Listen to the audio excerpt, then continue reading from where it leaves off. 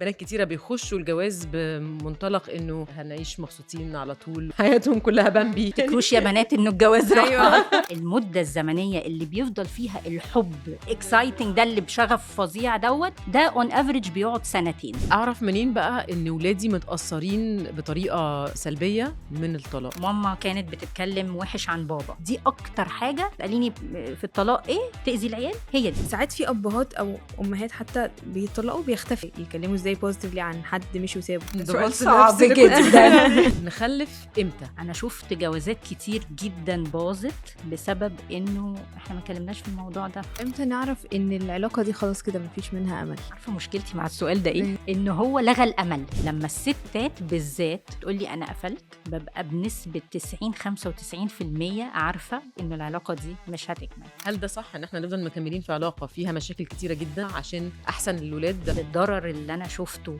وقع على الأطفال بسبب جوازات كان ممكن تكمل وما كملتش، خلتني أشوف موضوع إن إحنا نكمل أو ما نكملش عشان خاطر الولاد ده بطريقة مختلفة. فإحنا دايما حاطين، وده طبيعي جدا إن إحنا حاطين ولادنا أولوية، بس ما ننساش نفسنا، لأنه في الآخر ولادنا مراية لينا. إحنا لو كويسين ولادنا إن شاء الله هيبقوا كويسين.